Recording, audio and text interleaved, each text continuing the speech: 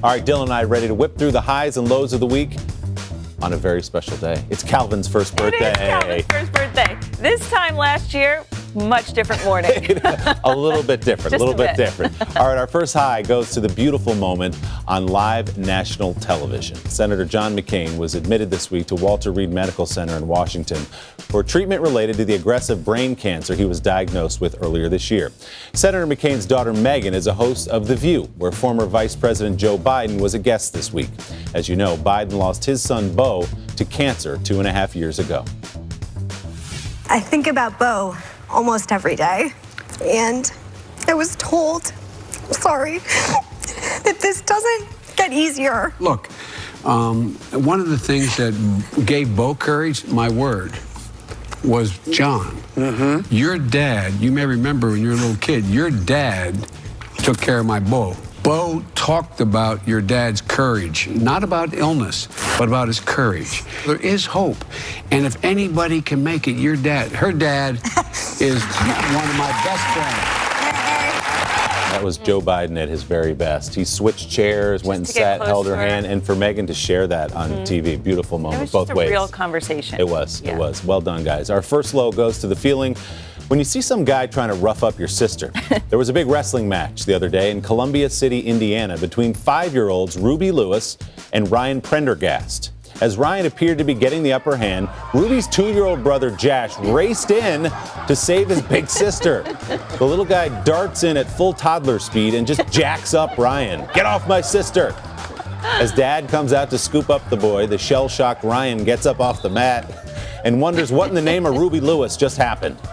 Little Josh definitely has a future as a wrestling heel in the WWE. I love you. Make no distinction between a formal wrestling setting and anywhere else. I'm defending my sister wherever it happens. As the sister of 2 older brothers, that never changes. Nice job, little guy. Our next high goes to a feeling Dylan and I never had to worry about. The elation of learning you got into Harvard. Ayrton Little, a 16-year-old high school senior from Louisiana who skipped a grade because he's so smart, gathered with his classmates and family around a computer to see whether or not he'd been accepted to Harvard. Oh, or not.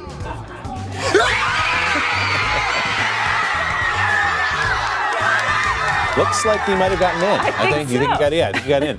Good thing, because he's already wearing the Harvard gear.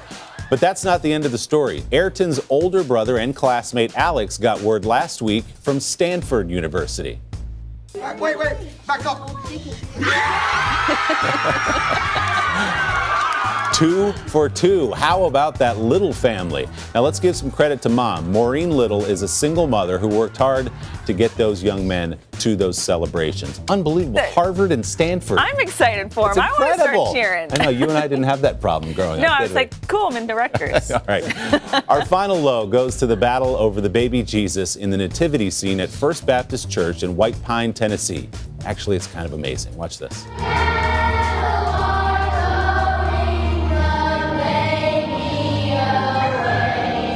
All right, so we start there. A lovely children's rendition of Away in a Manger to ring in the holidays, but things take a turn from here. 2-year-old Tegan playing the sheep. She sees that cute dolly lying in the manger, just has to dance with it, putting on a show for the congregation. Well, Mary, played by 3-year-old Kalia, doesn't like it one bit. She wants her child back. As the angelic singing continues, Mary and the sheep have a tug of war over the baby Jesus.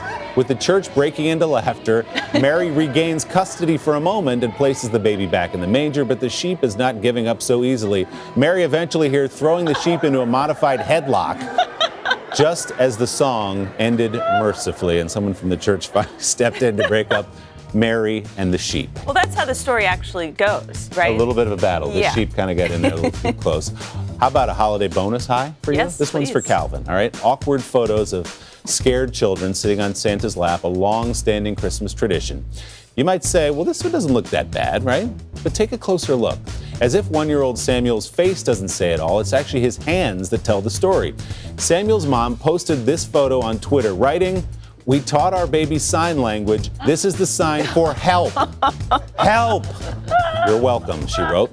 The photo actually was taken 12 years ago, but became a viral sensation this week when Mom posted it online. That's hilarious. You got to teach Calvin how to get out of those situations with Santa.